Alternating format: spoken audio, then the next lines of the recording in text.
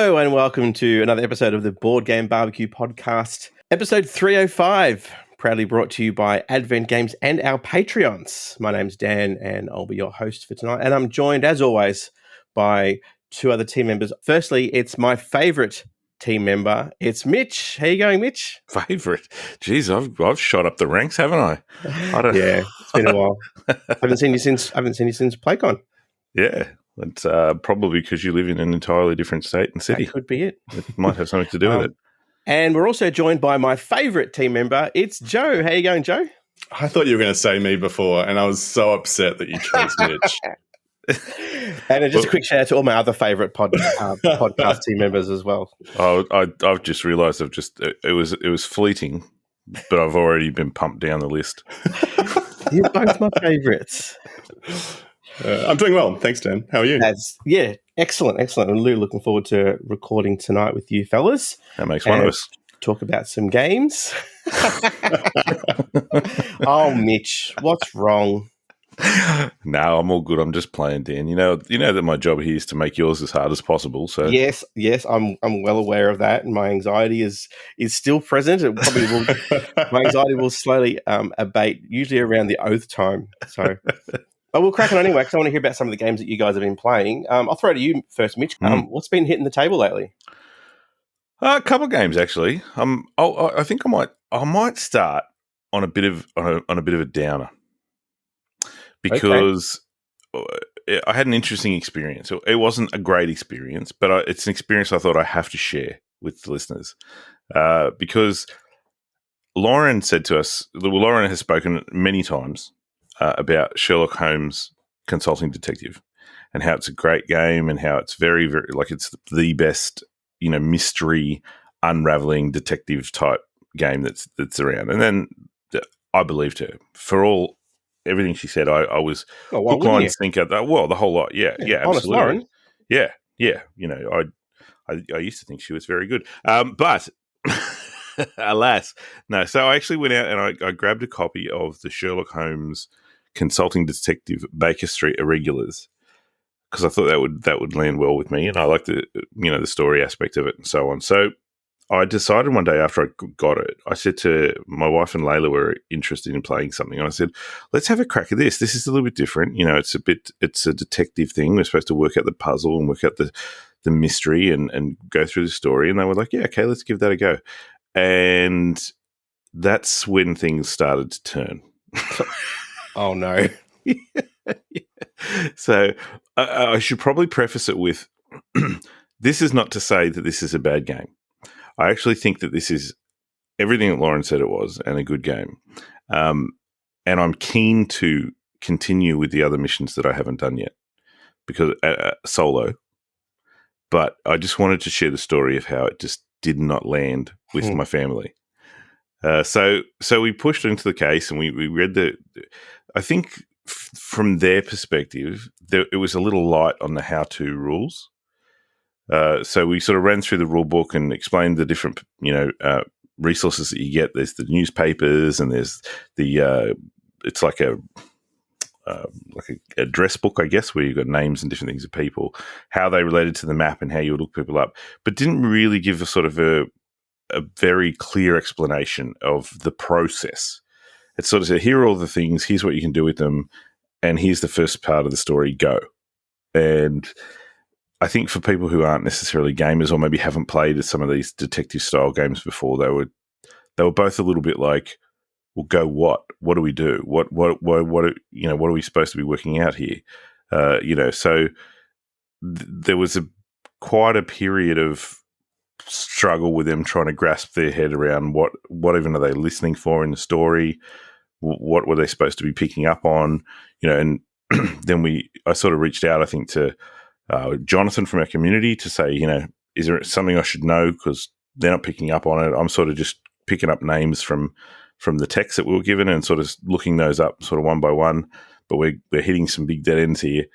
And that's the next part of where it started to get problematic because we'd go through the list and we'd look at the first sort of narration that we were given, which was a couple of pages. And there's a few points in there to pick out, like they're talking about this person or talking about that person. You're like, okay, well, let's go and check on those people and see if that leads us anywhere. And all the little leads that we sort of checked out, all dead end. Like, we'd go to this person's house. Oh, no, that person has sold their house and they don't live here anymore. Okay, well, that's a dead end for us. Where do we go now? So there was a couple of things that it just kind of snowballed I'm not enjoying this. Oh, here's a lead. Maybe we'll start enjoying this now. Oh, no, it's dead end and I'm back to not enjoying this again. So it was kind of like a bit of it was one thing followed by another that was just like not going well. Then Mel started finding some stuff in the newspaper and she was like, oh, we could check this out. A couple of things started to go. We sort of traveled along sort of slowly, picking up tiny little bits and pieces of things that were just keeping the story ticking over. Yeah. Very, very much so. Just breadcrumbs. Just enough to like just hold them in the game. Like just. Anyway, I'm not gonna hang on this for too long, but we got to a point where I could just see that they were really over it and they were no longer enjoying it. I said, how about we do this? We'll just say we've done as much investigation as we're happy with. Let's go to the end. We'll read the solution. We'll find out how close we were because we had some ideas of what we thought was going on. We didn't really have any evidence or anything. We couldn't definitively say that's what we thought what was going on, but we had a few hunches. So I said, let's just read the solution and we'll go from there. So went and read the solution, and of course we were maybe 10% on track.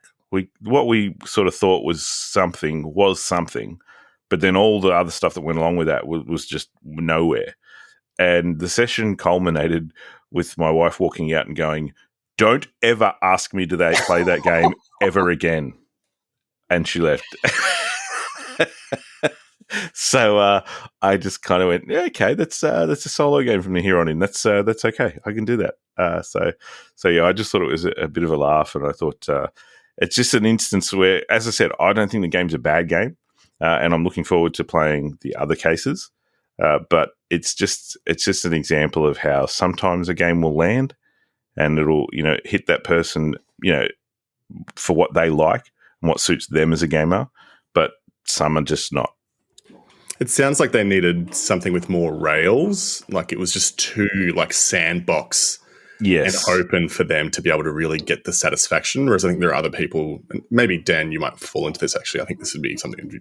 Have you played these games before, Dan? No, I haven't. I was gifted it for my birthday. My wife bought it for me, but I haven't actually taken it out of the box yet.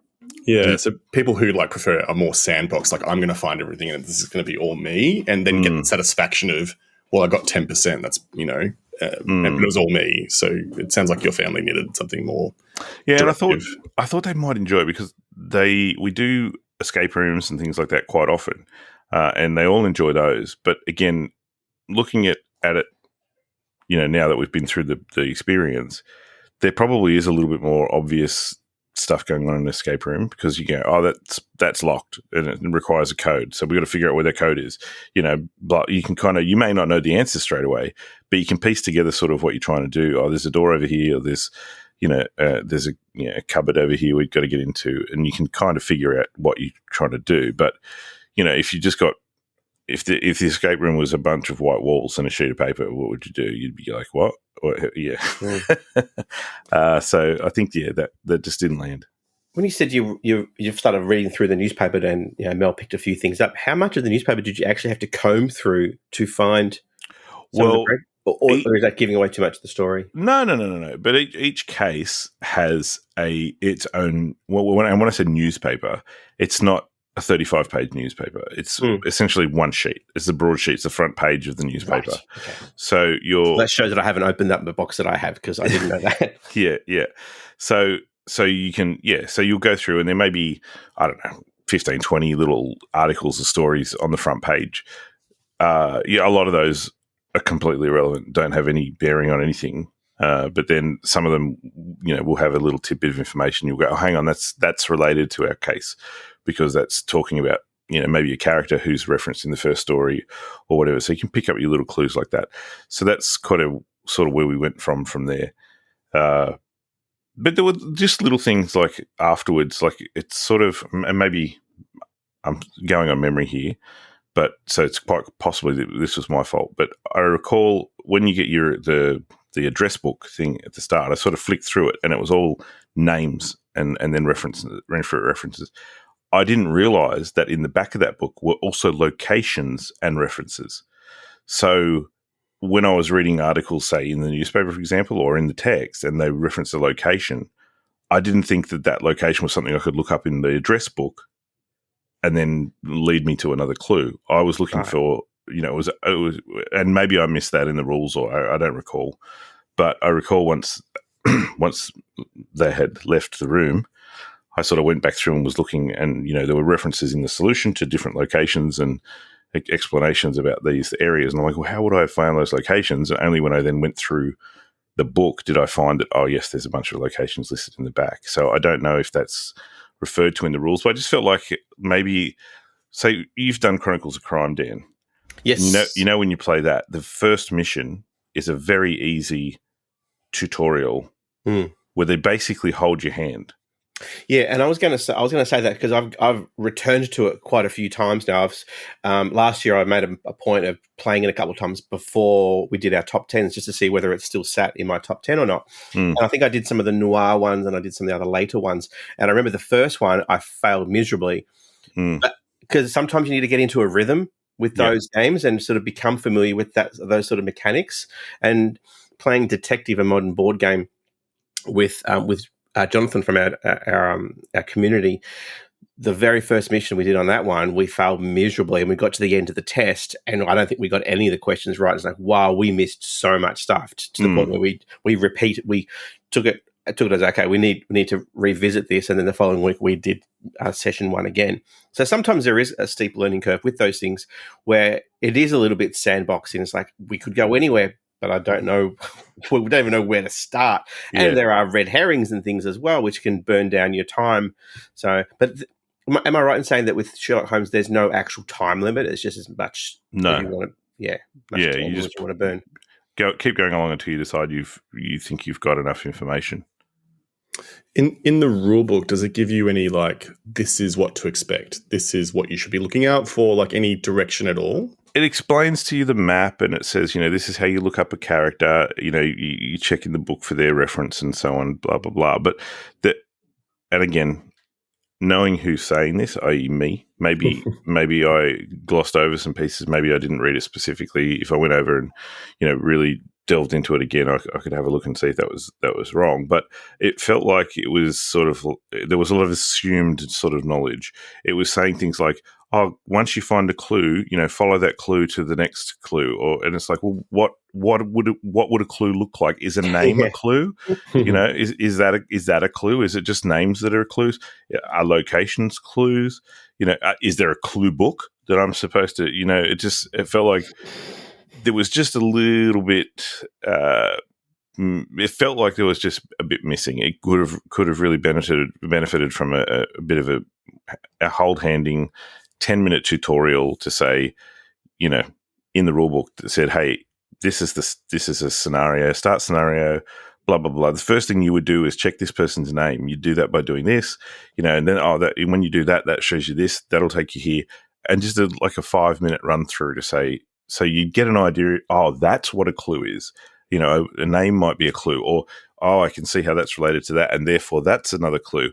I thought it, and maybe because I've jumped into the Baker Street Irregulars as opposed to the first one, I don't know. Maybe in the first one, there's more sort of breakdown of how to do it, and there's a bit of an assumption that you might have done it. If this is your first experience, maybe you visit the Consulting Detective or the Jack the Ripper one first. I'm sure if it was necessary, it would have said that. So. But I think also from a perspective, as someone who plays games a lot myself, I was more willing to sort of push through and say, okay, we've got to find this. There's going to be information here. Just because these are dead ends, let's keep looking.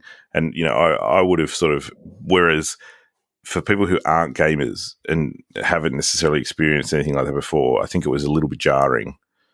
So I'm not sure I would recommend it to anyone to say, hey, you got some friends who've never played games before, try this out. I'm not sure if I would go down that route. Unless you're a really big fan of Sherlock Holmes or, the source material potentially.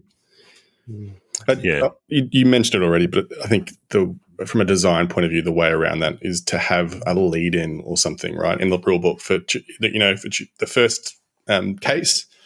If you're an experienced sleuth, go ahead, go for it. Yeah. If not, crack open these next couple of pages and we'll handhold you through the first few clues, and then the rest is up to you. Yeah. Exactly. Just to orient you and teach people, I guess, what they're looking for. Yeah, 100%.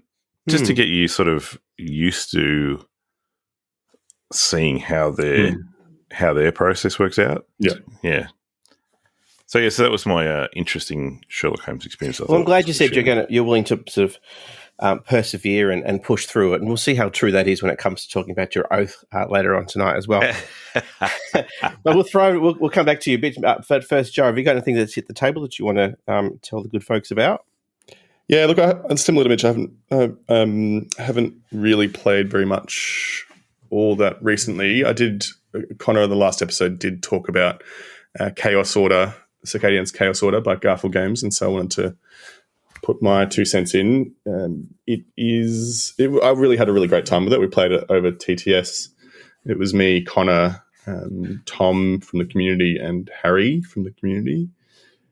And it was more Euro-y than I was expecting. So it's kind of touted as this asymmetric war game style game, but it definitely has a Euro pedigree, and I think it has its place in the Garfield lineup for sure.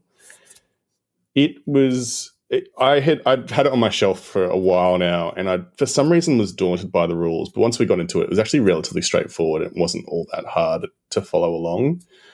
I played the Draic, which were the red faction, and which was doing dismally. Like, everything I tried to do, I was getting knocked back by the others. It was a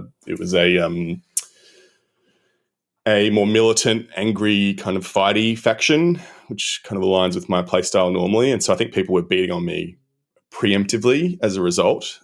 Despite that, I managed to, as Connor said in the last episode, we all managed to position ourselves in that final round where any of us had a chance to win. And I just wanted to talk a little bit about it, just to say that, if you like asymmetry, I think it's a game that you should definitely try. If you're a fan of Root, or if you're a fan of other asymmetric war games, things like Pax Pamir, those sorts of things, I think you should definitely give it a try. I very, very much recommend it. Very cool. I can appreciate those games. I just got a feeling that they're not really my kind of jam. So I'm happy to be proven wrong.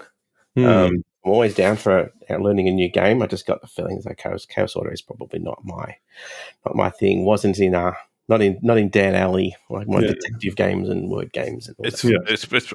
I've played it once, and I am absolutely in your sort of area, Dan, in terms of I'm not into big area control games. Like, I'm just terrible at them. Like, I commit all my resources to one area, and then they get destroyed, and I'm just chasing my tail for a scare. Usually that's how it plays out.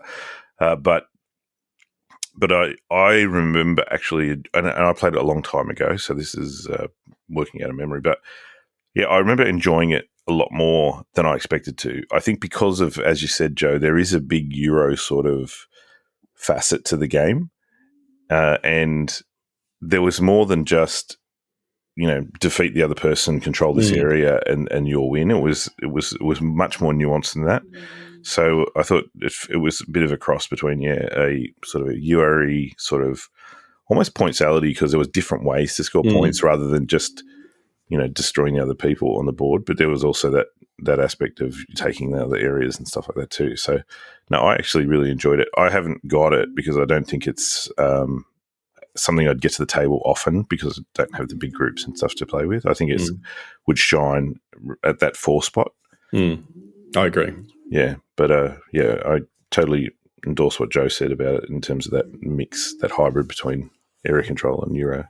And I think what is clever about it, and is probably different to other asymmetric war style games, or area control games, is that the asymmetry in the win conditions for the different factions means that there are a couple that are like combat focused, but there are a couple that are more, resource generation focused, or focused on research and discovery. So whilst the combat and the area control is important for all of the factions, you don't have, if you're not someone who's really into the area control or combat stuff, you can really lean into the faction's kind of way of winning and not necessarily have to engage with that part as much as the people who would love that side of things. I was trying to think of a segue into the first game that I wanted to talk about, and it's kind of area control, but not really. It's more of a enclosing areas, because I actually got to check out Through the Desert, which is a very old Reiner Knizia game, 1998. But I grabbed the new updated version, the new whiz-bang one from All Play. I love All Play. It's one of, looking at my shelf, it's one of the publishers that I have the most of. Back when they were original BoardGameTables.com and Loot of Lima and Bytes and QE and On Tour and now Through the Desert. And it's a really nice production, really, really cool little camels and whatnot. And there's a couple of expansions that add to the original game as well. But my first time playing it, really, really enjoyed this one. It's just a really simple popping out. Everyone gets 5 camel leaders. And then on your turn, you're just grabbing 2 camels and just adding it to one of your 5 caravans. And there's points at the end if you have the largest caravan in each color. You get points for visiting the oases. You get points for visiting the watering holes. And also, if you manage to section off a complete area, whether that's completely circling empty desert, you get 1 point for every hex that you've encapsulated there. Or if you're using mountains or the edge of the board and stuff. I played it against Jen, and the thing I'm finding with Reiner Knizia games, as I start to explore them, the rules are so simple, but the decisions can get really crunchy really, really quickly, super, super tight. In the end, I think she beat me by only a couple of points because it did feel a bit point salady. You'd see that one person's going for this, so I'm going to go for that. If you're focusing on the green camels and I'll focus on the yellow one, so that I'm not going to be able to get the longest caravan in yellow, but I can definitely get the longest caravan in green. And a few other little things. It's great. I'm really looking forward to checking out some of the expansions as well. And I posted a photo on the Discord, and Lauren goes, "Oh, how good is it?" Because Lauren's got the OG version, and that's one of her favorite games as well. Have either of you played Through the Desert? I have not. I unboxed the deluxe edition before PlayCon. Oh, yeah? Yeah, and I thought it looked sweet as. I thought those pieces were great, and it looked like a lot of fun, but I haven't played it. Yeah, I reckon it would be good for Jack, who's 9. I don't know whether Ollie would be able to get it, but there's no cards with writing or anything on it. There's a little bit of iconography, and the rest of it is fairly straightforward. So it's sort of like an abstract strategy game. It's only a 2-point, very low 2s in terms of the complexity rating on BGG, I'm pretty sure. But yeah, really, really enjoyed this one. There's a couple of other games from All Play that I've got my eye on as well that have just come out or are coming out soon. So if you haven't grabbed a copy of Through the Desert, I highly recommend this one. It's a really, really nice. And the board is double-sided, so even just the base game itself, there's a shaded area like the Darklands in The Lion King. You don't go over to that. Everything the light touches is yours. So you can scale the game for 2 players or for 3 or 4. Use the entire board, and then the reverse of the board has rivers and a few other obstacles that you can use to your advantage or another person's disadvantage. So yeah, that was Through the Desert. Really, really enjoyed that one. And I hope to get back to the table very soon. It's very cool. I'm going to come back to you again, Mitch. You had something else in the run sheet that I really wanted to hear about. Did I disappoint you the first time around? No. So the other couple, I'll just do 2 at once because the one's going to be super quick. I got myself. I've been waiting for ages and ages and ages. I've been waiting for like a good price. It's been on my radar for a long time. It's Blitzkreig, World War II in 20 minutes. I think they call it. Yeah. And I played it with Brad. And it's a simple little. They call it a war game, but it's not really a war game. I mean, there's war theme, but it's really just about placing tokens and trying to kind of area control you, I guess, because you've got these different areas of the board that you're trying to get the majority of the control in, and doing so gets you victory points. And I was killing him, like I was blitzing him, like I was so far in front, and then. I'd almost given up because I was like, I just need 1 more point. I'm going to take this on the next turn. I'll get that point, and then we're done and I win. And then on his last turn out of nowhere, he scored like 9 points. He like finished off like this massive region all in one go. And I was like, are you kidding me? Like, are you kidding me? the one time I thought I was going to get to beat him, and he just came out of nowhere, and I was like, yeah, I shouldn't be surprised. But anyway, so that was Blitzkreig. So yeah, no, I enjoyed that. It's a good one. How does it compare to Caesar in 20 minutes? It's a similar thing, is it? Or? Well, yes, it is. I've only played Caesar once as well, and I played it against Jules, and I would prefer Blitzkreig.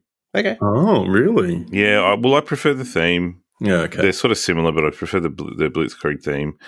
And yeah, I felt like with Caesar there was a little bit too much sort of planning your head multiple turns ahead sort of thing. Okay. Which I'm never great at, so I struggled with that a little bit. But yeah, maybe I'd give them both a go. I think they're both enjoyable, but I think for me, I'd probably go Blitzkrieg.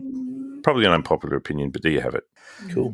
Never one to shy away from the unpopular opinion, Mitch. I prefer them. Leading to it. The other one, which I'm assuming is the one you are keen to hear about. Yes, and it looked like it came in a VHS box. Is that right? That was the first thing I was going to say, was this game, which is Dieson Crusoe. I'll see if I can grab it. The title's dumb. Yeah, naming it after a vacuum cleaning company. A vacuum cleaner and a yeah, I'm not even sure where the Dieson Crusoe comes from. Has it got dice in it? Yeah, it does, but the Dyson's not the D-I-C-E spelling, it's D-I-E-S-O-N. Is there more than one dice? Because it's spelled like die, like two dice. Maybe. Who knows? Maybe it's supposed to be Dyson. I don't know. Oh, God. But anyway, it comes in this little package that is, for those of us that are as old as, well, not as old as Dan, no one's as old as Dan. Those of us that have been around. It'd be an 8-track. An 8-track container. But you are definitely holding up a VHS container. It looks it's not as thick as a VHS container used to be, but it's very reminiscent of the old Video Easy and Blockbuster days. Yep. Which I've got to say I'm not a big fan of. It looks ugly. When you're holding up, it looks awful. It was not great. When it arrived in the box, I was like, oh, that's not good. Oh, no, that's the last time I buy off Temu. Yeah. It kind of has that cheap feel to it, which is a bit disappointing. However, the game itself is actually not too bad. It's not going to land anywhere near like my best solo game experiences of all times, anywhere near that. I won the first mission that I played, which for me is always a turn off with solo games because it kind of doesn't pull me back in if I've already defeated it once. The thing that I think is okay with that in this game is that there are a number of different like campaign setups, so different scenarios, and they're designed to get harder and harder. So I will go back to it because I know that the next scenario is going to be more difficult and probably more challenging. So that's a good thing. But I'm not going to go into heaps of detail in terms of how it plays. There's a bit of dice manipulation. There's some action selection going on with it. You're ultimately given a objective that you need to achieve to win that scenario. It'll be things like collect a certain amount of wood or make your way to a certain place on the island. There's via those methods and means that I just advised before, you go and do that, and if you succeed, you win. So yeah, it's not a bad little game. As I said, it's not going to blow anyone's mind, but it's also not terrible apart from the packaging. Yeah. How'd you hear about it, Mitch? It was on GameFound. Oh, yeah. So it's I think it's part of the solo game of the month. So I don't know if you've seen any of those. So there's a company. Seen a couple of them. I'm trying to think of who it is. Did they do the ones? There was one that it was like a Nakatomi Tower Die Hard style, and then there's also an Alien one as well. I can't remember what the game was, but they had a couple of different scenarios or episodes that came out, and it was like a one a month. Yes. So those games you're specifically referring to were the Hunted games. Right, yeah, that's the one. Yeah. Yeah. There was the Alien version and the Nakatomi Plaza version by a guy called Gabe Barrett. Mm-hmm. And then he released those originally, and then he has started doing, I'm pretty sure it's him. If it's not him, I'll apologize, and listeners can correct me, but I'm pretty sure it is. He then has started doing the solo game of the months, and the first ones that he did was a re-release of those two Hunted games. Right, yeah. And then he's then gone on and done one since then. And this Dyson Crusoe was one of those. So I picked that up. I thought it looked pretty good. And there's been a couple since, obviously, but I haven't got those yet. But I was quite shocked at how quickly it turned around. I wasn't expecting it. It arrived at my house and I was like, oh, okay, that was pretty quick. That's a pretty sort of ballsy commitment to put out one game a month. You must have a lot in the chamber ready to go. Otherwise, you would imagine the quality is going to decline pretty quickly when you start going, crap, I haven't got anything. I need to put something on GameFound next month. What do I do? Well, I think he's transitioning from designing to publishing. So this Dyson Crusoe wasn't actually designed by Gabe. It's been designed by Jinhee Han and Hee-Wong, I can't read it, Kang. So I think he's moving sort of from, he's taking on other designs from folks as well. But he's, doing the publishing, the crowdfunding, all that sort of stuff. So, so just checking now just to make sure so that people don't have to correct me. And it is Gabe Barrett who's running the GameFound campaigns and so on. So yes, he's the one that's doing the solos of the month. So, yeah, as a solo gamer who's into all things solo, if I can find a good game once a month, then, I'm on board. Yeah. And I haven't bought all of them. Some of them have interested me. Some of them haven't. But, that one's not too bad. I'll give it a 6 out of 10. Very cool. Well, I played actually another solo game. I've got a couple of solo games to talk about tonight, one of which I'm going to sizzle shortly, but I've fallen down a bit of a rabbit hole recently. I've got a bit of confession to make. I have discovered recently, I've made admission to myself that I'm addicted to collector cards. So I always have been. I've probably been in denial for the longest time. I only stopped collecting football cards probably 2 years ago. I have about 15 years worth of football cards and all the folders that they come with, talking about AFL footy cards. So I don't have to work out what the hell I do with them because neither of the boys are actually that into AFL that they're going to have any interest in these collector cards and stuff. But obviously, with my addiction to Aeon's End and Legacy and all the cards that come with that, Arkham Horror and all the cards, and now I've fallen down a Disney Lorcana rabbit hole as well. I first played it with Def a couple of months ago when he was in Melbourne for a short spell. He picked up a couple of starter decks from Gameology, and we played it at the kitchen table, and it was great. Really, really enjoyed it. And so I bought a couple of starter decks. And then from there, the new series came out. And so I bought that one. And then the new series came out and I bought that one because I'll teach the boys one day how to play. I still haven't done that. But thankfully, this month, the Illumineer's Quest Deep Trouble has arrived with the latest series of the Ursula's Return, who's the big baddie from Little Mermaid. And you can now play it solo.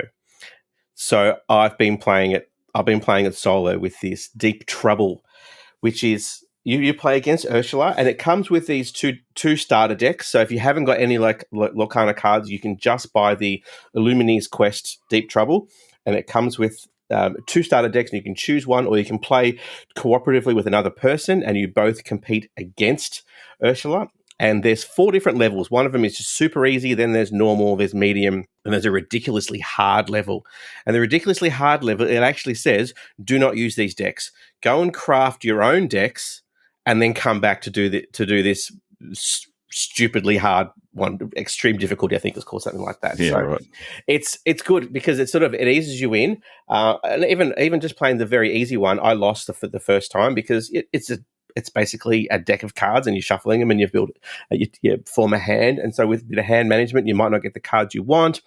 Ursula might get some really big cards straight up and punish you. But after a while, I got the hang of it, and it is really just like playing Lorcana against someone else, except that it's super, super easy to play solo. And I've been really, really enjoying it. So if anyone's been sitting on the fence about the Disney Lorcana, we thought, well, I haven't got anyone to play with it, I'd recommend checking out the Illumineer's Quest Deep Trouble. I think there is going to be another a solo one coming out soon because I think August the Shimmering Skies series comes out as well. And yes, I've already put a deposit down to get those ones as well because I can't bloody help myself.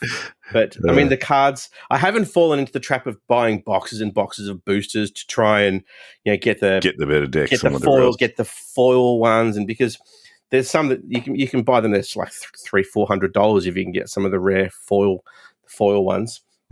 And I do have a couple of them, but I just put it in an extra penny sleeve. I put it in a penny sleeve before I put it in a Game Genic sleeve just to keep it nice.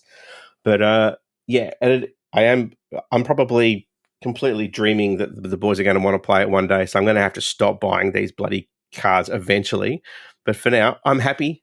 I'm buying my little my starter decks, and again, like I said, I've got the Shimmering Skies one because it's got the new one's got Vanellope and Wreck-It Ralph in it, and every time you open it, the artwork is just amazing. It's Disney. What's not to love? And some of the cards are really thematic, like the one I was playing earlier today.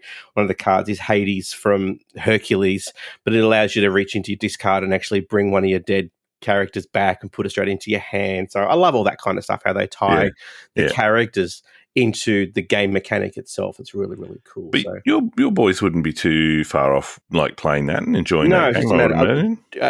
Ollie would have trouble reading the cards and reading all the different actions on the and the abilities on the items and whatnot. But Jack would be right in there. So he's hoping.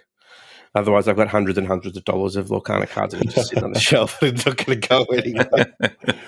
Did you get into Marvel Champs as well, Dan? Yes, of course. I didn't mention that one as well. I've got all the Marvel Champs, So, you do have a problem, huh? I do. I really, really do. And it's just, I was just sitting here before, just as you guys were chatting, just playing, just shuffling the cards just quietly because, I just love cards. And it's not even to do with my casino background because I loved cards before that. I don't know what it is. It's just the tangible, the tangility. That's totally a word. Tangility. Of the cards. Just love it. So one of my favorite sounds. One of my favorite sounds in the world is like a deck being shuffled next to dice tumbling down a dice tower. So this hobby has just firmly got its hooks sunk into me. All right, I think it's time to sizzle some games, and we're going to come back to you, Joe. What is sizzling for you on episode 305? Sizzling for me. So I wanted to talk about Ginkgopolis, which I played not too long ago. I managed to play it with Amy and Maggie from Thinkathema. I think Amy taught us. And it is a, I guess, kind of like I'm on a Euro area control kind of bandwagon. It has area control elements. It is, how do I describe it? It's a game that essentially has some card drafting elements. You've got a deck of cards, all of which are essentially unique and relate to a particular tile in the game. And those tiles you then are able to build on top of with newer tiles, which are more powerful, which if you control those tiles, you get more points towards the end of the game, essentially. So it's got this kind of tension of, I really want this card, but if I let this other card go, because you're drafting the card in a circle, if you let it go, that person next to me or the person two seats away from me is really going to benefit from this particular card. So you've got that tension of which card will I play. It's a game, I didn't mention the designers, Xavier Georges, and the arts by Gail Lanurian and published by Pearl Games. That's Ginkgopolis. It's a game that I had not played originally just because it's not the art on the box is beautiful. The game itself is not the prettiest. I was looking at the BGG page before, and someone was saying that it's the most beautiful game they own, which is interesting. It's got there's lots of colors. One of those games that has lots of colors in it, but it's relatively beige looking despite that. So it's interesting. So I'd kind of bounced off playing it for a little while. And then when Amy and Maggie said they'd teach it to us, decided to learn it and actually really enjoyed it. I think again, that kind of mixture of the Euro versus the area control elements was really satisfying. And the way the game essentially works, like I said, is when you're drafting cards from these established decks that become more and more powerful as the game goes on, you're playing these cards into your tableau to then build out into this grid of tiles, square tiles. And then there are certain actions you can take depending on which cards you play. And there's 3 themes of cards, I think. There's yellow cards, which gives you end game victory points, red cards, which gives you resources, which you need to drive a lot of what you're doing, and then blue cards, which allows you to place out new city tiles onto the board, essentially. Or put new city tiles into your reserve that then allows you to play it on a future turn, for example. And then the way that you build out from the grid of tiles in the middle is that there are designated letters around, A, B, C, D, E, F, for example. And when you're playing a particular card, it says you can play a new tile to a particular location, for example. So it's got this kind of spatial awareness, spatial reasoning element to it, as well as the area control. And you can, I think from memory, Amy won that game and managed to completely foil all of my plans by essentially having more power in a particular tile and the particular set of tiles that I was trying to go for. So has a lot of hallmarks of games that I really enjoy, and would highly recommend it if you're a fan again of area control type games, or if you're into the Euro style games. I think there's something to love for anyone out of this game.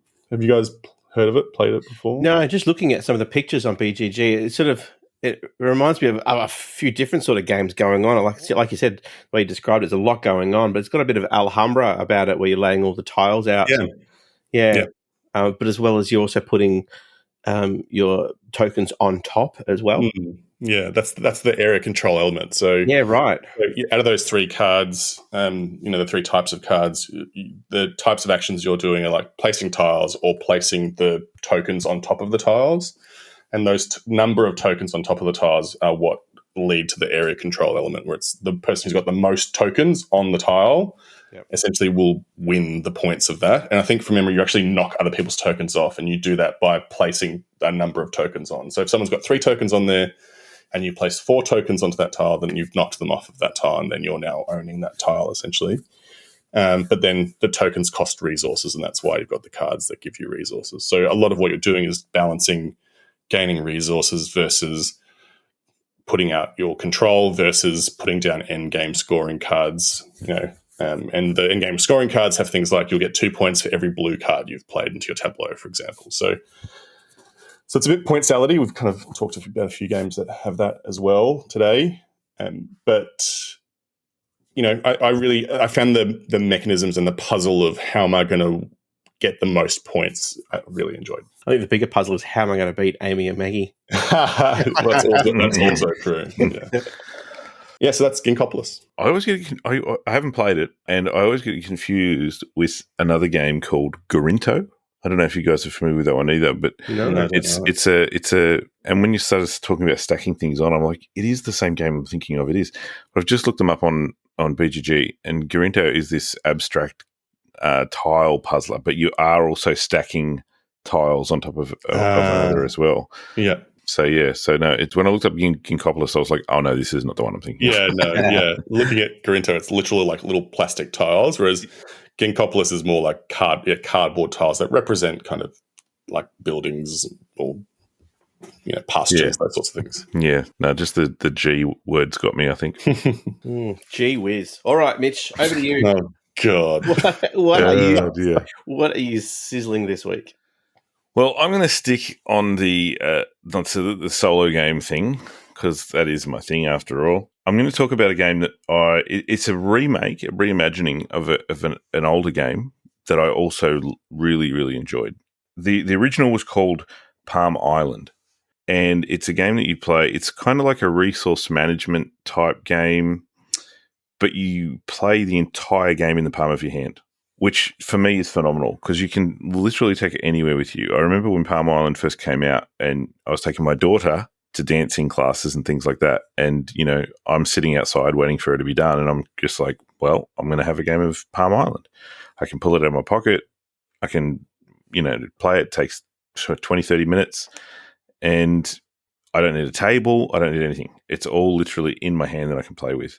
The way that it works is that you essentially are looking at the top 2 cards on the front of the deck.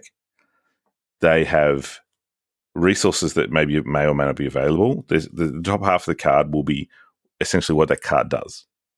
Some of them are free to take the resources, and to take a resource, you rotate the card to the right so that it's now sideways in the deck, and you move it to the back of the deck. And then the top of the card, which is where the resource is printed, is now sticking out. So you can see that you've got wood, or you might have stone, or you might have wood and a stone, or whatever may be the case. And then one other card that you get to in the front of the deck might be to flip this card upside down. It'll cost you a wood and a stone. So then you turn that wood and a stone that you say had previously taken as a resource You rotate that back into the normal orientation. You flip the card over that you've paid for flipping it over, and you move it to the back of the deck. And now flipped over, it will have a totally different set of resources and actions available because you flipped it. One other thing you can pay for to do is to turn the card over. So you turn it from the front to back. And on the back of the cards, there'll be a whole lot of different things that you can do as well. So you're essentially changing the orientation of the cards by taking resources, spending those resources to reorient those cards, and then those in the new orientation that those cards are, when they reach it back to the front of your deck again, they'll do something different.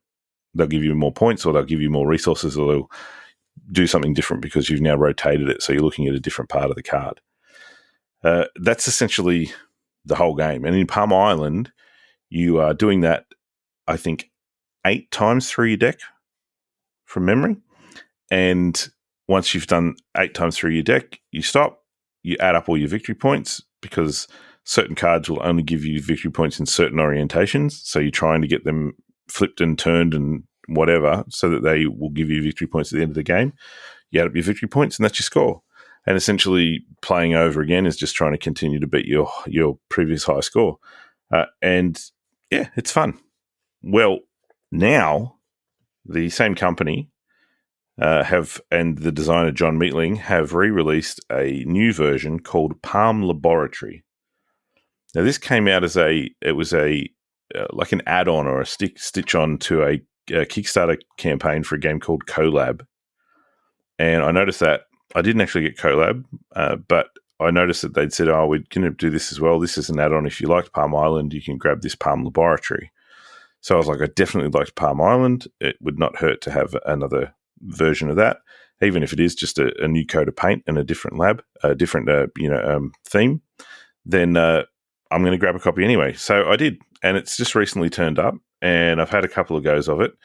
And not only is it just as good as Palm Island, but I think it's a little bit better. Wow. Because they've added some new features to it. So rather than just going through and beating your high score, they've actually added mission cards. So you, at the start of your game, when you're setting up your deck, you choose the mission that is essentially your overall objective for the game. Now, I've only done the first one so far, and I haven't defeated it, so I haven't gone on to the second and the third ones. But they're not just score more than a certain number of points. They have different things that you're trying to achieve in order to succeed at those missions. They also have minions that appear in your deck, and the minions will actually give you different benefits. And for example, one of the different benefits that aren't in Palm Island, and I'm looking at Dan because I know Dan's had a go of Palm Island. Yeah, you lent it to me and said, I want it back, by the way. I was like, okay, no worries. One of the abilities is that one of these minions gives you is you can actually reverse the card. So there's a card at the end of your deck that is essentially the game timer. And when you get to it the first time, that's 1. You flip it, it goes to 2, and you go through until your game's up. But one of the minions, if you can pay for that minion to activate the minion power, it allows you to not turn that card over. So not to continue the timer ticking over. So it basically buys you a whole nother round of going through and playing the game through the deck. And you can choose, in terms of the difficulty level, if you want to make it harder, you play with less minions. If you want to play with it easier, you play with more minions, because the minions give you these little benefits that make the game a little bit easier as you go along. So there's a couple of bits and pieces, as I said, the minions, the missions that you play to try and achieve, that just take it from that one step where Palm Island was already a great game, and they just add a little bit more to it. Then all the artwork's changed, the resources, you're no longer dealing with wood and stone and fish anymore. You're dealing with brains and cogs and potions and things that you would see in a lab, to match the theme. So I just really like it. I think from a solo perspective, for that, if people are looking for that game that you can literally put it in your pocket, carry it around, play it anywhere. You don't even need a table. I know a lot of people talk about button shy games, and it's in a similar sort of space as a lot of those button shies, because they are in a little wallet and you can carry them around. But you don't even need a table to play on.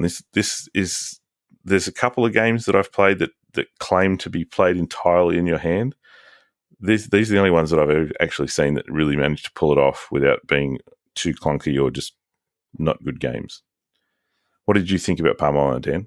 I really, really enjoyed it. It's super clever the way you can rotate the cards. So you've got your resources sticking out, then you spend them and you move it. And I do like the way that, as you say, you rotate the card. So your cards can actually upgrade your cards. And it's still only, maybe it's not like an 18 deck. It's not an 18 card size, but it's not much more than that, to be honest. No. And yeah, such a small little deck of cards. They got so much game in it. It's just really, really clever. And because you're shuffling it, there's different decisions every time you play. You can't just go, well, that worked this time. It'll work again next time. It won't, because you shuffle the cards and it's a different game altogether. It's really, really clever. I'd love to give this one a go as well. Yeah, because the sequence in which the cards come out, you can only ever use the first 2 cards on the top of the deck. So you're allowed to look at the front card and you're allowed to look at the card behind it in terms of what action you're going to take. And the sequence in which those cards come out ends up being really important, because if you get all your resource cards early on, well, that's great. I've got heaps of resources. I'm resource rich. So now that when the other cards come out that I want to upgrade, I've got plenty of resources.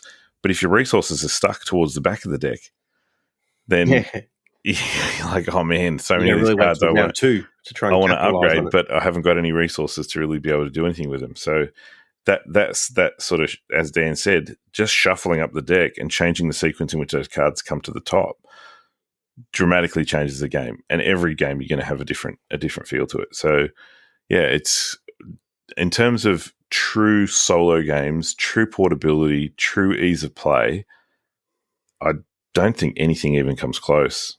It's such a good game. It's interesting. I've been kind of in this position lately where I've, been on the couch with my husband Dan, and I've been wanting to play a game, but haven't been wanting to get off the couch and sit at the table. And so it sounds perfect for a game that you can just play while on the couch and just have it in your hand and play it. 100%. So I might pick it up. Would you say, so if you've played Palm Laboratory first, if it's meatier than Palm Island from what you've said, would you find it difficult to go back to Palm Island after that? Is there less in it? There's less in Palm Island. Yeah. If you like, if someone was, you come to me now, Joe, and you said, which one should I buy? I would say go with Palm Laboratory, just because it gives you a little bit more options. There are some little things in Palm Island that the Palm Laboratory doesn't have. So Palm Island has this sort of, and I haven't really used it that much because it kind of felt a little bit stapled on. But it's an achievements bonus. Gotcha. So there's a little sort of section in the rulebook that says if you get 35 points, for example, then you can now add this card to your deck, which is gives you some sort of bonus and benefit. Right. So there's some other bits and pieces like that in Palm Island that don't exist in Palm Laboratory. But as I said, I feel like they were a little bit stapled on, unless you're playing it over and over and over again, sort of in a short amount of time. Like I would play once and maybe not pick it up again for a week or 2 weeks or maybe more. And by the time I do that again, I'm like, oh, which of these achievements did I have in my deck? I can't really remember. And so I always ended up just going back and playing the base game anyway and not really worrying too much about these achievements that I may or may not have successfully unlocked in previous games. But so there's that as well. The other thing with Palm Island, I'm not sure it still comes like this, but when I purchased it in the original Kickstarter, it actually came with 2 decks, and you can play competitively against another person. So basically the way you do that is you set up the 2 decks identically. So like you shuffle one deck, then you match the exact same sequence of cards with the second deck, and then you're essentially playing off against each other like a time trial sort of thing, to work out at the end of the game, okay, I scored this many points, how many did you score? You've worked with exactly the same sequence of cards in the same order. That's pretty cool. Yeah. So Palm Island did come with, I'm not sure if they've changed it. It originally came with 2 decks so that you could play that with another person head to head, but Palm Laboratory only comes with the 1 deck. It doesn't have the doubles to play. Gotcha. Yeah. Okay. I mean, I suppose you could purchase 2 Palm Laboratories and do exactly the same thing. Yeah, true. But it doesn't come with the original, like the base box. Yeah. Cool. I'm just thinking you can do the same with a lot of different games. Really, if you want to play competitively, you could get Food Chain Island, 2 copies of that, and play side by side and set up your island exactly the same way, and just have a race to see who plays it better. Yep. Yeah, absolutely. What final scores are. That's a nice way of turning a solo game into a competitive. Yep. And they're small enough that you could easily do it on the same table. Yeah. You know, they're not like, table hogs or anything. Or adjacent tray tables when you're on a flight. Yeah. Well, and that's the other thing with these Palm games, Palm Island, Palm Laboratory.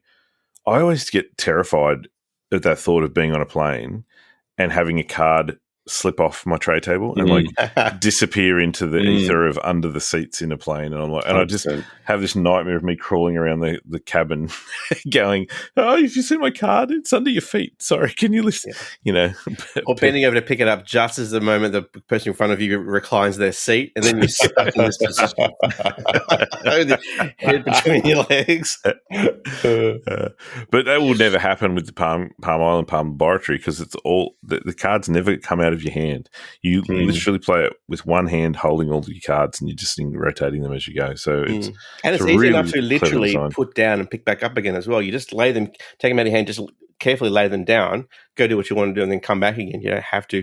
Oh, now I'm stuck walking around carrying this deck of cards until I finish. No, you can actually put it down and pick it up again too. Cool. Yeah. So if you're into solo games and you're into something you can carry around, I will throw out there to the listeners a caveat that I don't know how readily available these games are to pick up. They may be a challenge to get a hold of. I'll quickly do a search while the other guys are talking to see if they're actually available in Australia.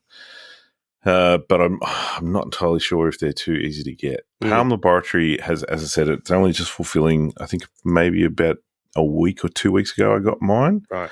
Was Palm Island, was that originally a button shy game? No. Or it just happens to be in the same sort of button shy style wallet? Exactly, a lot of people make that mistake because they're similar. Well, you lent that to me, and as well as Fishing Lessons, which is a button shy game. That's why I assumed they both were.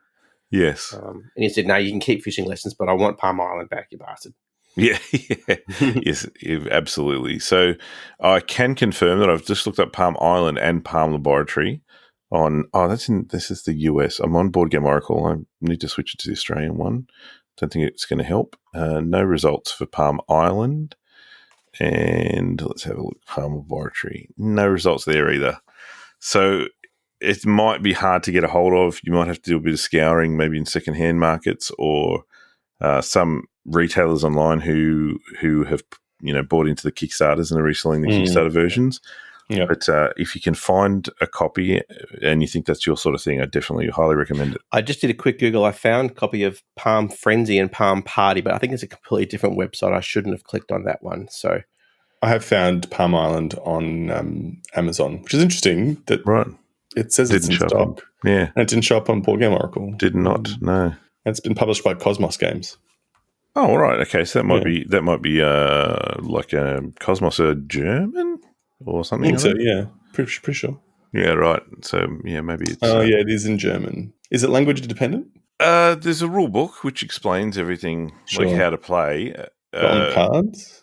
The cards don't have any words on them, I don't think, at all. I mean, there's the name of the cards are on there. But then, so when there's no cost, it just says free. Gotcha. So, I mean, sure, you could probably learn what the German word for free is and go from there.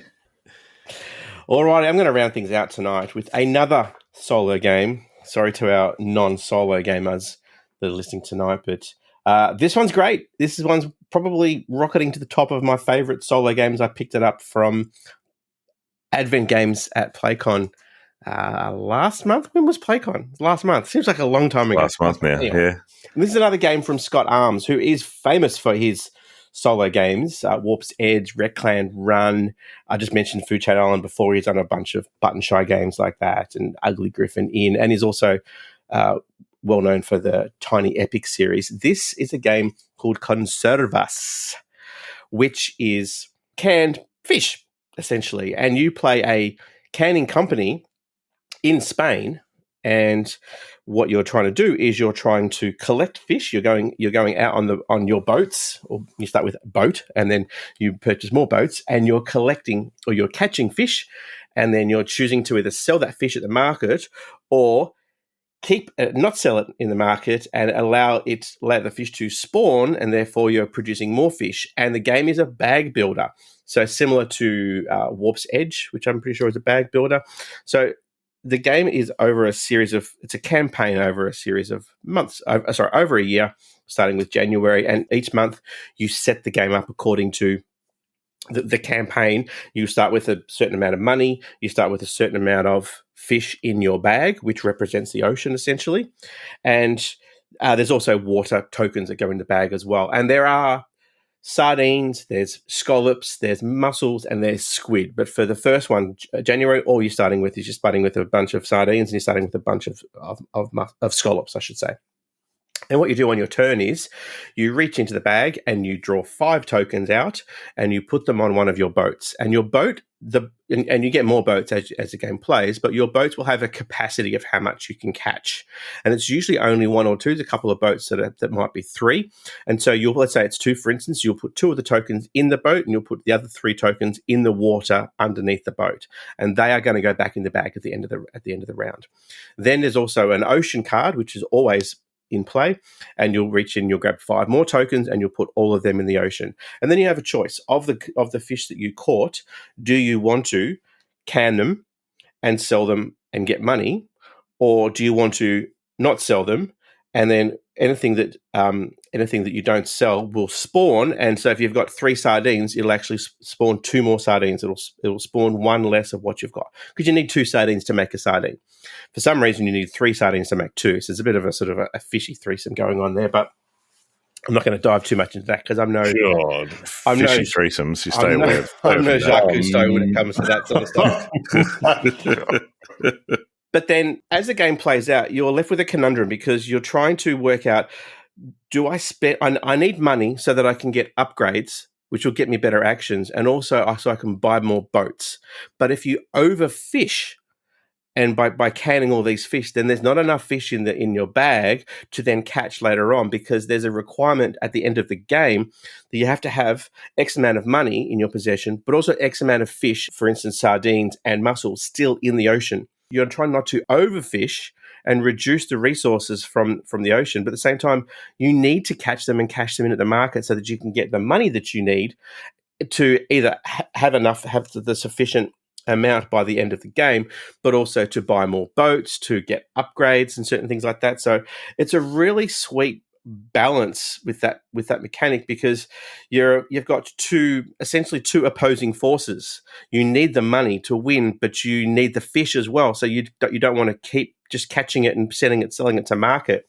Another interesting thing with the game is each campaign, the market is laid out differently.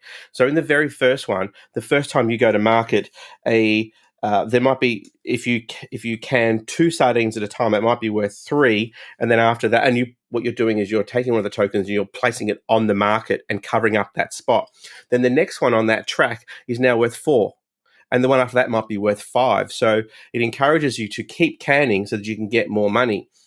Later campaigns, the market tracks will look completely different. One of them is just a single track, as opposed to maybe 5 rows that all incrementally get bigger. One will be like a snake that just goes around, so it's a single one. Another one is like a tree. So initially you're catching your can 1, which then gives you 2 more options. And then after those, it'll give you 2 more options. And so the more you sell to market, the more options you have. But again, you don't want to sell too much, because then if you overfish the ocean, you're not going to meet the end requirement where you need to have X amount of squid, X amount of scallops, X amount of mussels in the ocean at the end of the game. It's such a simple little thing, and I really do love the bag builder element, as opposed to just, and here's me crapping on about how much I love cards earlier, but it's a nice refreshing change. So not shuffling up a deck and playing cards out, but just reaching into that bag and pulling out 2 minutes, like you might just pull out all water, and it's like, oh, I'm not going to use that on the boat. I'll reach in again, and then suddenly you'll pull out a fistful of sardines, and it's like, oh, I really wanted mussels. Where are the mussels? They're still in the bag, damn it. If I had another boat, I could dip into the bag one more time and go fishing one more time. So I really need to spend some money to buy another boat. And another thing is, some of the boats, while they might offer you a better reward in terms of, okay, now they have a capacity to retain 3 fish instead of 2, they also have an upkeep at the start of every round as well. So there's a lot going on here in just a simple little game, and it doesn't take up much on the table in terms of a footprint. It's just a lot of fun. The artwork is lovely. It actually comes in, there's the upgrade cards. There's actually 2 different decks. One is all in Spanish and one's all in English. I made that mistake where I started just pulling them all out and go, I don't even know what that means. How am I supposed to read that? And then I realized that I just basically shuffled all 18 cards together to make 36 cards of multilingual cards. And the boats themselves are all in Spanish, but that doesn't really mean anything. But yeah, if you're looking for a really quick, cool little bag buildery solo game, Conservas is definitely worth a look. And I remember when I spotted it on the table at Advent Games' store at PlayCon, I snapped up straight away because I remember seeing the Kickstarter campaign and wishing that I could jump on. I just wasn't financially able to at the time. And then it made things worse when Maggie from Thinkathema highly rated this one, one of her favorite solo games of 2024. So if it's good enough for Maggie, it's good enough for me. I'm disappointed to hear you say that about that game, actually, Dan, because I saw this on GameFound and I backed it and then I cancelled it. Yeah, and I didn't get it because there was I think on GameFound there was some like deluxe components or something, and I was like, oh, I'll get the deluxe one, but they were just too expensive at the time, and I am disappointing it now because Harry's played it as well, and Harry really enjoyed it too, and so now two people who I respect their gaming opinions have told me that it's good, and I think I'll just have to not speak to either of you ever again. Bonus. I stood at the Avid Game store. This is the one game where I was like, am I going to buy it? Am I not going to buy it? You know, I'm really sucked in by Spanish themes, having Spanish heritage, and so, yeah, I just ended up not buying it just because I haven't played Resist yet, and I was like, I can't buy it because I haven't played Resist, and so I regret having not played Resist because it sounds awesome. It sounds really fun. Yeah, well, it's funny you say that because last time I was on the pod, I was raving about Witchcraft. I haven't played Witchcraft since I bought Conservas. There you go. Because they both scratched that itch. Some really a lot of simple decisions, but like a lot of big decisions with those simple things. Do I do this or do I do that? It's like, I don't know, because they're both so rewarding, but they're also completely opposing each other in what I need to achieve at the end of this game as well. So cool. It's really, really clever, and it's a great theme. A lot of care has gone into the theme, and I do like the fact that it's not just about trying to can as much fish as you can, but also there's a conservation element in terms of not overfishing the ocean as well, which is kind of sweet. Yeah, that sustainability element's also really attractive as well. For, sustainability. Yeah. So that was Ginkgopolis, Palm Laboratory, and Conservas for our sizzles tonight. If you want to buy the latest games, there's no better place than Advent Games. They have a huge selection of games with heaps of different categories like light and fun, Euro heavyweights, or hard-to-find games to help you find the best fit for your game night. On top of being a great bloke and an avid gamer himself, Dean provides excellent customer service, is very responsive to questions or inquiries, and offers flat-rate shipping across Australia. So to grab your games, head to adventgames.com.au. That's adventgames.com.au. All right, before we recap last week's question of the pod, we've got some announcements to make. And for those of you that haven't seen the 4th annual Board Game BBQ Awards, they are now on our YouTube channel. Big thanks to everyone who allowed us and joined in when we filmed those live at PlayCon. That was a lot of fun. And congratulations again to all the winners. And thank you so much to all the winners who provided us with acceptance speeches. I hope you've all received your prestigious awards by now, and we hope to see some of those on our socials in the coming weeks. But again, congratulations. And if you want to find out who won the 4th annual Board Game BBQ Awards, you can check it out on our YouTube channel.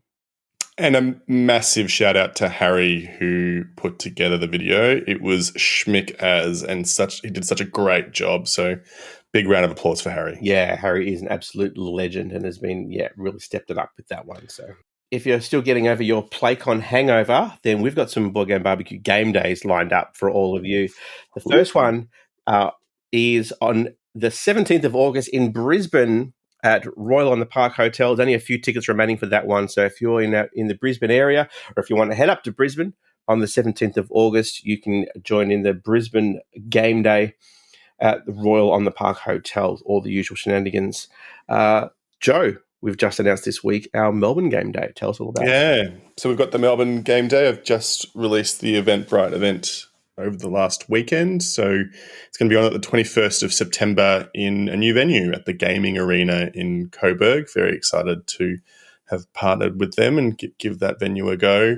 We'll have more details. We've only just announced the game day recently, but we'll have more details in terms of what games to look out for, what teachers will have, and we'll be advertising that soon. I can also tell you, having seen the alerts come through, that tickets are already being snapped up for that one. So you want to get in quick. And not to be outdone, Sydney. Mitch, you've got one lined up in Sydney as well in November. Do we? Or was it? Yeah, of course we do. So Sydney Game Day is going to be on the 2nd November at our regular venue, the Castle RSL. We have missed a couple of game days in Sydney because of PlayCon. So everyone, I'm sure you're jonesing to get back into it and attend. So that's been up for a while. Tickets, again, are selling really well. So get on over to Eventbrite as soon as you can. And I say this, I'm going to say this to everyone in Brisbane, Melbourne, and Sydney. I'm going to say it again because I say it every single time and no one listens to me. We always have the same people rocking up going, are they sold out? I thought I'd wait till the day before to buy a ticket. Don't wait to buy a ticket. They will sell out and you will get turned away at the door. So if you want to come along, buy your tickets now. Otherwise, you will miss out and there will be no apologies. Yeah, and we'll always have a link in the show notes, so you can go to eventbrite.com, search for Board Game BBQ, and you can also just click the following symbol as well, so you'll get an alert as soon as tickets go on sale, so you don't miss out. And that's how you can get all the information, the venue, and frequently asked questions and all that sort of jazz as well on our Eventbrite link. All right. Time to recap last week's question of the pod. And the question of the pod was, if you could own any piece of board game memorabilia, what would it be? Mitch, have you had any thoughts on what board game memorabilia you would love to own?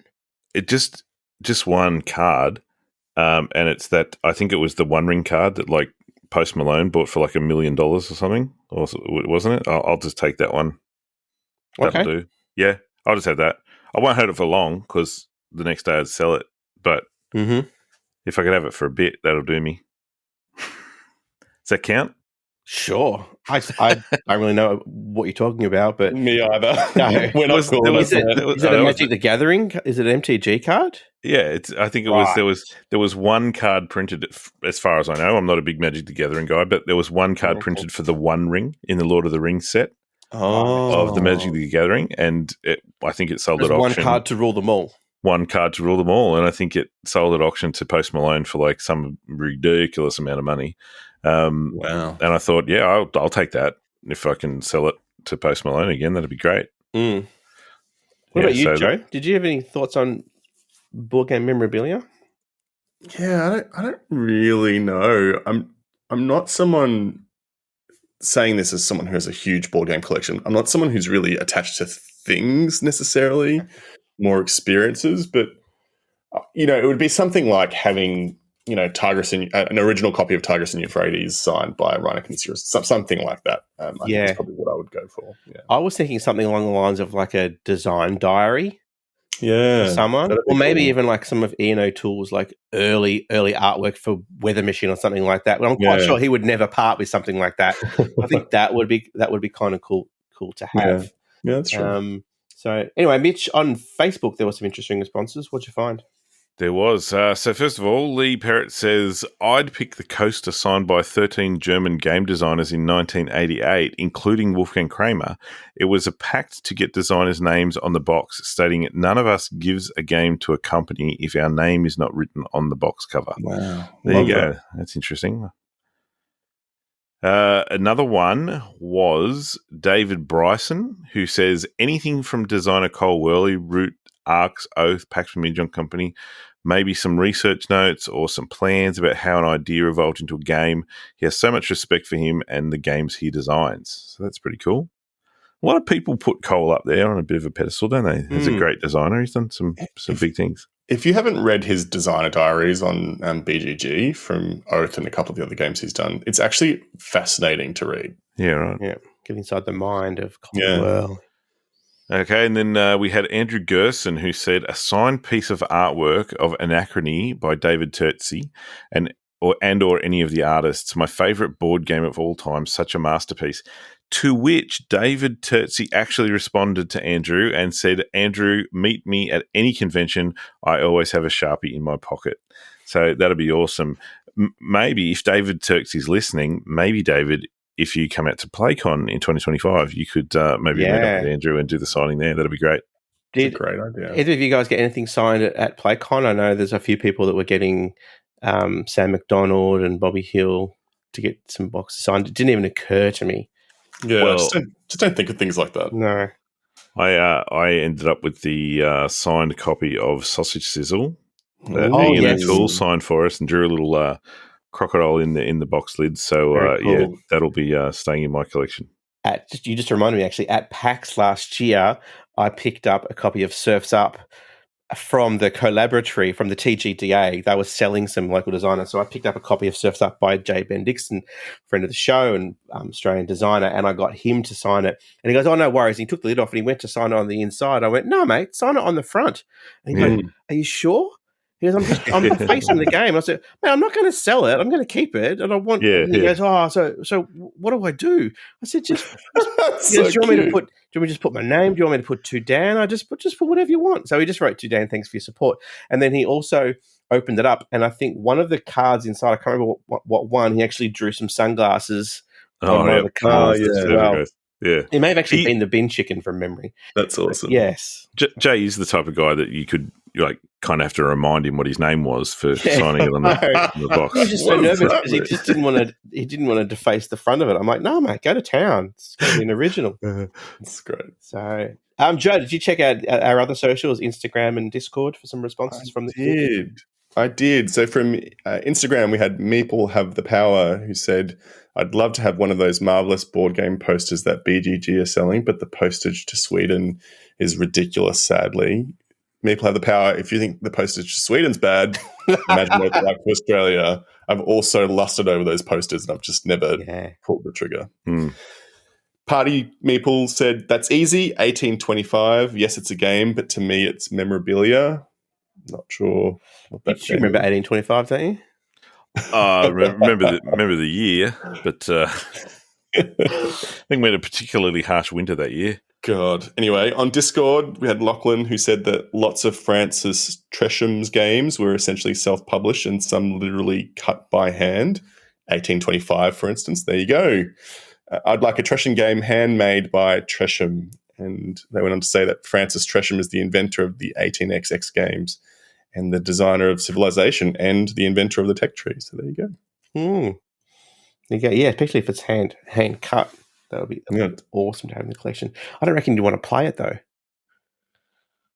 I don't think I want to play it, period. Yeah. All right, so a new question of the pod.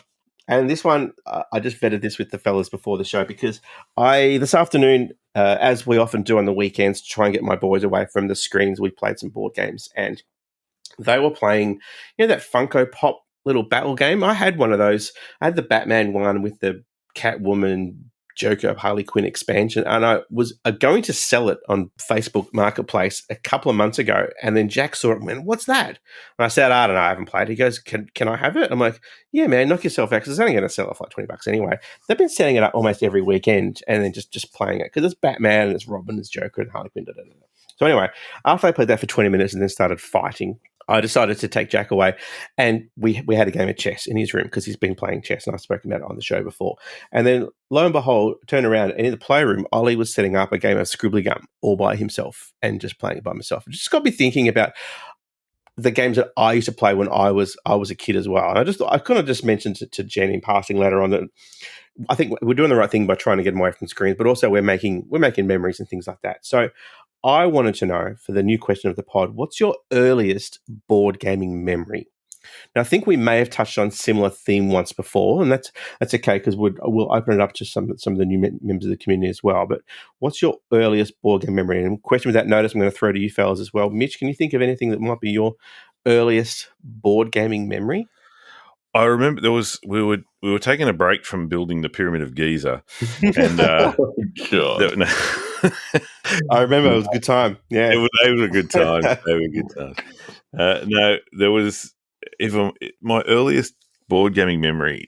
My sister and I, we used to live in sort of a rural area, so there wasn't like loads of kids to play with and stuff like that in our neighbourhood. The neighbours were quite far away, but we used to. There was one girl that we used to play with, and we used to ride our bikes to her house in the summer. They had the pool as well, so we'd ride over there. We'd have a swim in the pool, and then after we'd had a swim for a while, we'd get out and we'd play some board games. And we never really had a lot of board games at home, so we'd play whatever they had at their house. I think the first game we ever played was Monopoly. And I was 2 years younger than my sister and this other girl. They were the same age. So I just remember thinking, I have no idea what I'm even doing here. Like, I didn't understand the math of it. I couldn't understand how to, spend money and then get change and the whole rent thing. And then when it came to like because I was always the first to have to mortgage properties because I didn't know what I was doing. I just had no idea. So I had a bit of a healthy disdain for Monopoly from a very young age. But that then moved sort of into the Cluedo space. We started playing Cluedo with her as well. Cluedo, I remember they used to play tricks on me where they would ask for, the three items but that they already had in their hand to make it look like they were asking and it wasn't out there. And I fell for it every time. I was like, oh my God, if no one has it, there's got to be that then. I'm going to go for that. And then, get knocked out. And they thought it was hilarious because I just didn't see the trap. So you would probably wonder, why do you like board games? And I understand why you like solo games. I was going to say, poor little Mitch. Yes, but I think that's the first I can actually remember. Yeah, sitting around and actually playing board games. There was one sorry. Just before we go off, I'm going to throw this out just to see if anyone knows this. There was a game that we sort of, after we've been playing Monopoly and Cluedo for a while, we moved on to this other game that the other girl introduced into us, and it was even worse. So I had no idea how it worked, and I was wondering if anyone else had ever heard of it or played it. It was called Poleconomy. And it was like a political economics game from memory. I've never seen it or heard sort of roll and move and take a card kind of style game? It was sort of buying shares and I did again. I was literally like 5-6 years old, and this game was way over my head in terms of what it was all about. Yeah. I'm just looking up on BGG now because I haven't thought about this game in years. Well, it's rated 5.5 on BGG, so it must be terrible. Pretty good. 1977. There you go. Okay. I will not be playing that game or attempting to. It could be a piece of memorabilia for you. Maybe, yeah. It might, really lay to rest some of that childhood trauma, Mitch. Oh, I've laid loads of that to rest, Joe. That. Fair enough. Yeah. Fair enough. There's bodies. Yeah.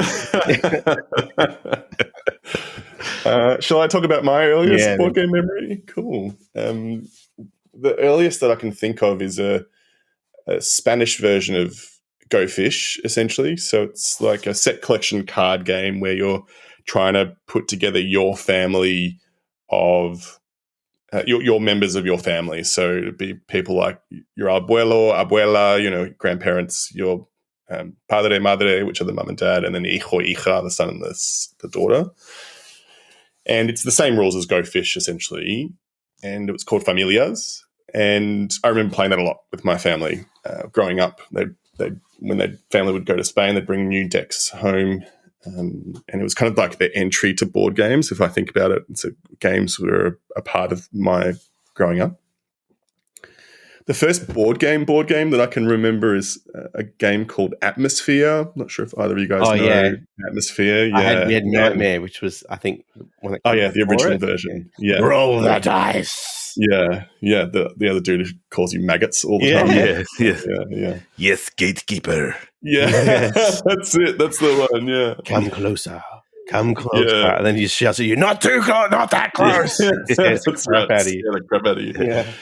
I actually ended up buying a copy, like an old copy, like a few during the pandemic, I think, just from a nostalgia point of view. I haven't played it because it's a roll and move random game. I'm sure it's horrible to play now, but I've always thought that I'd whip it out one Halloween or something. Did you know they did a Kickstarter campaign for a re-release on that not that long ago? Oh, did they? Yeah, without the VHS tape, I'm assuming. No, but all the VHS stuff that you need is on YouTube now. It is available, so you can still play it.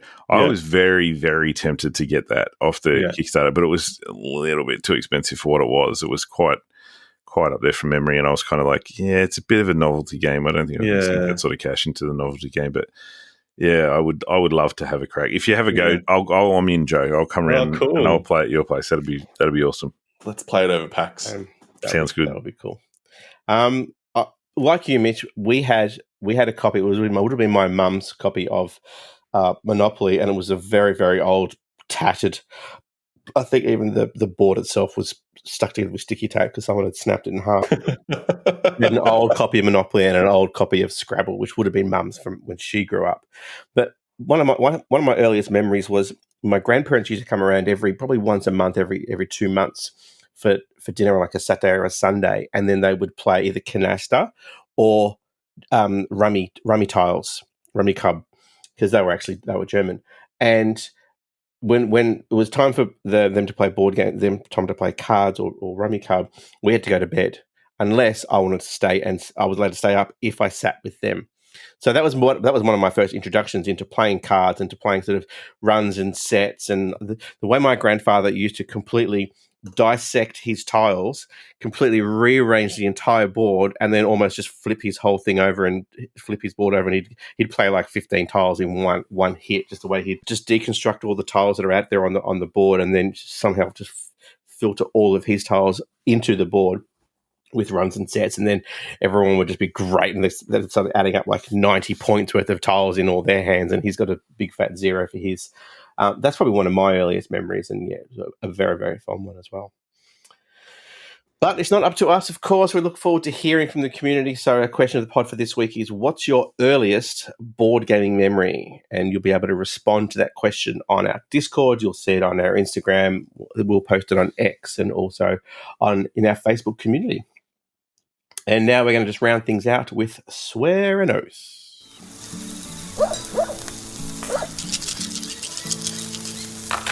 All right, before we get to our oaths, fellas, you've got a bit of time to make up an excuse as to why you didn't fulfill it. Just going to give a quick shout out to the community. Thanks again to all of our Patreons for all of your support. We couldn't do it without you. They're the cats and the kittens that make this show and every show happen each and every week. And if you want to support the podcast, you can always go to patreon.com/Board Game BBQ, sign up to donate and get access to exclusive podcasts that we record just for our Patreons. And if I'm not mistaken, you fellas have got one in the works. It's going to be coming out very soon. Is that right? In the works as far as we've talked about it. Yeah. I noticed we'll record it. I noticed you were vetting the community going, all right, Mitch and Joe, we're doing a Patreon podcast. What do you want us to talk about? There were some very interesting options. This is the bit where we like say nice things about the Patreons, right? Yes. So I probably shouldn't say all these suggestions were terrible and garbage. Edit that bit out. No, we'll come up with something. I want to hear your views on the Oodie, because I know what Joe's opinion of it is, and I know that you wear one, Mitch. So that could be quite interesting. I don't want to polarize. I don't want to offend anyone in the community. Why not? I try to do it all the time. That's true.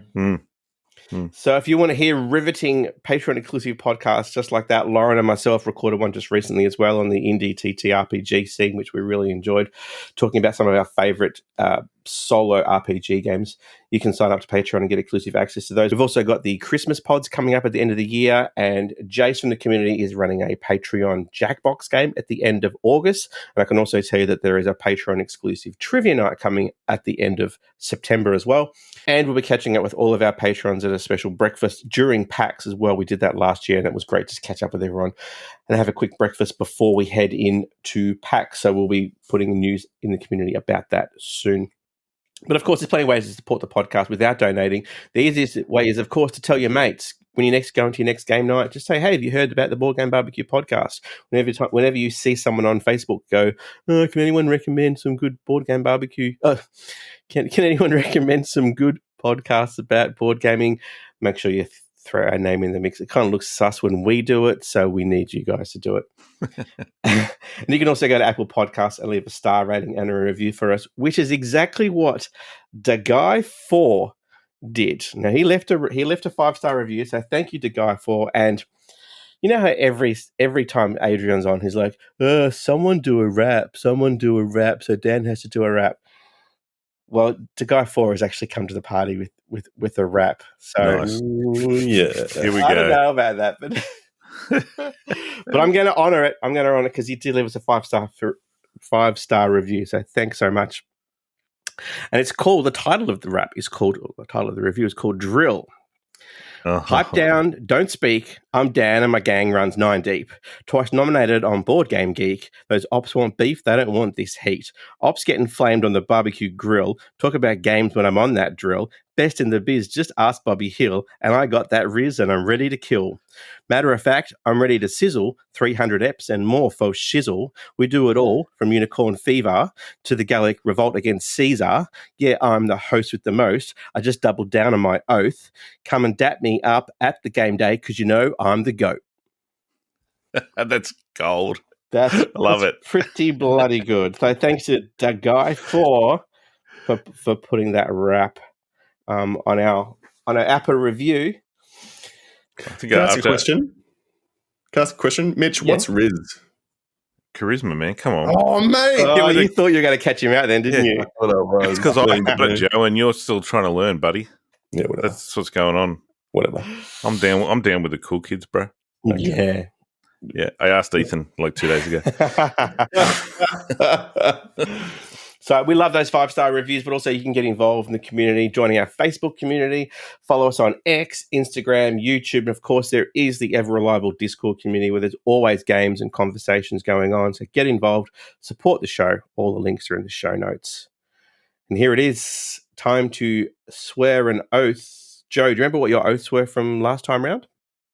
I do. So I've got the ongoing Ticket to Ride oath, Ticket to Ride Legacy oath, which I still have not done. So good. So hang on, just is this ongoing oath thing? Is this just a rebranding of failed oath? Yeah. Yep. Okay. Good. The difference is I don't care.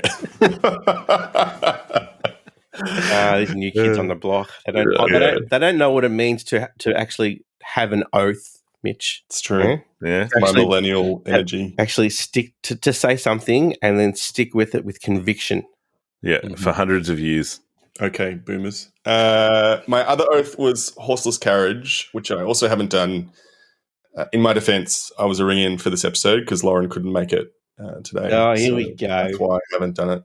But I'm going to add another oath. So I have been inspired by Dan talking about Conservas and having not had a chance to play Resist yet. And so I'm going to make an oath to play Resist.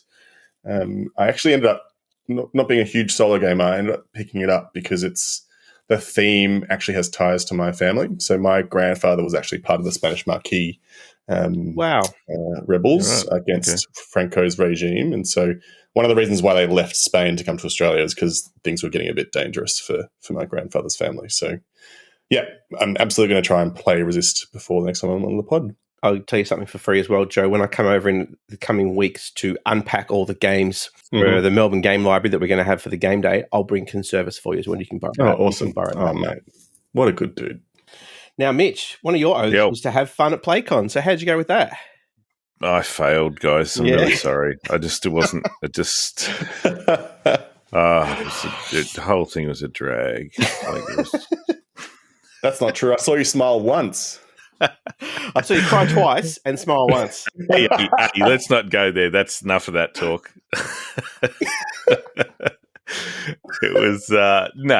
I nailed it. I kicked that one out of the park. It was awesome. Had heaps of fun. So that was good. They're having fun at PlayCon one. The other one was the 7th Citadel, to give that another crack. And I have...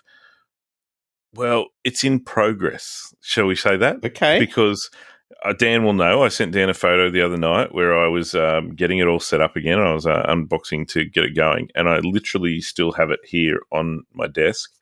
I haven't started yet, but I've done all the setup and I've got it ready to go on the first card for the next mission. It's just about finding time. So are you starting the epilogue again, or are you going to start from the settlement? And that's best. That epilogue is dead to me. Yes. So I will. No, I'm not going to go back again. But I did have to, like, obviously, the reason that I didn't get started was because I had to go back and reread the rules and just make sure I knew everything. Just refresh myself on how it all works. But I've done all that and I'm ready to get started. So, and I've got a bit of time off work. I'm not back for a while, so I'm hopefully going to get that done within the next week or so. Great. So that's on the way. And God, I hope you enjoy it. I honestly do. And I'm going to add on top of that, because we always have to have a new one, to do more of the Sherlock Holmes cases as well. So I'll chuck that in there and give Sherlock a fair shake before I make any sort of judgment. I'm not going to commit to trying to get my wife to play it again because that may be the end of our marriage. You'll be Sherlock without your Watson. Indeed. Yeah, indeed. Very cool. So I had a couple of oaths doubled down. One was to play Ezra and Nehemiah, which I have not played. So that's my ongoing oath. My other oath was to play the trio of Freeman Freeze games that I picked up recently, which was Fortress, Flee, and Fear. One of which I actually played with Joe, which was a lot of fun. That was Fear. That's fun. Yeah. Which was, and all three of the games are exactly the same. It's just a deck of cards, and there's no rules. You turn the first card over, and the rules start to just creep in as the game goes on. Fear was all around these ghosts that have numbers on them, and you play a number. You pick up a card, and you play a card to the table, and you're trying not to trigger the end game, which is I think 15 or 14. And then when that eventually happens, there's certain games that get removed from the game, certain cards get removed from the game, certain cards get added back on top, and then you go again. And so you start to work your way through the deck. And as you do that, the rules will change. Certain new rules will supersede the older rules. Suddenly now it's not about just adding cards, but you can maybe add a card that's adjacent to a previous one and remove that one. And so it gets really, really tricky. And it was good because Joe played with my entire family and the boys. We were getting Ollie to add up do all the counting and add it all up, and he really, really enjoyed it. So that one's a real winner. I've also played Flee. Now, Flee is a game where there's 4 characters, and it's set in the world of Alice in Wonderland. There's Alice, there's Tweedledum, there's the Mad Hatter, and there's also a character called Lewis, obviously named after Lewis Carroll. And each character gets a starting card, and one of those is Lewis actually gets a monster. And on your turn, you go around, take turns in a clockwise motion, and you draw a card, and then you play a card. And if the player who has the monster, it gets to their turn, the game is over. And so you're trying to work together to make sure that the person who has the monster in their hand does not play. And there's a couple of ways to do that. You can change the order from clockwise to anti-clockwise. There's a skip card that's sort of floating around there. So you want the person who's right before the person with the monster to then skip the next person so you can keep going around. And again, as you start working through the deck, there's new rules that get added that suddenly you go from having 1 card in your hand to having 2 cards in your hand, and then you might have 3 cards in your hand.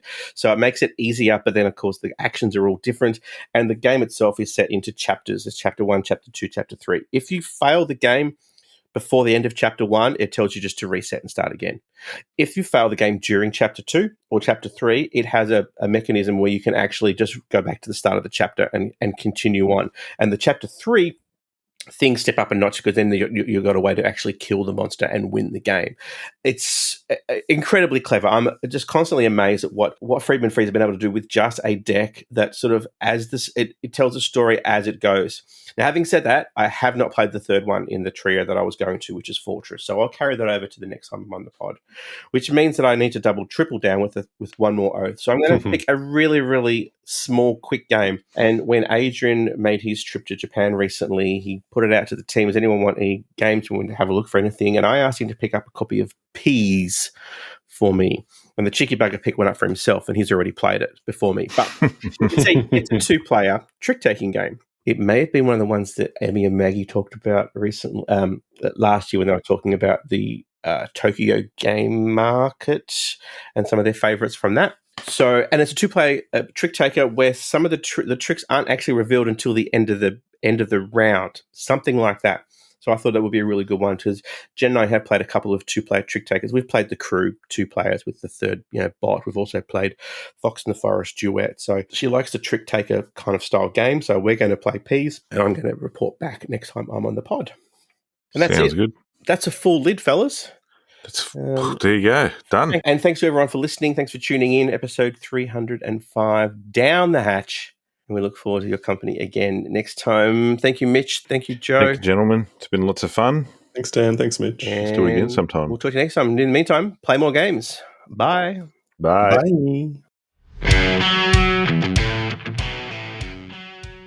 I can pull it out of my pocket. It's now sticking out, so you can see that you've got wood. It's all literally in my hand that I can play with, because that is my thing after all.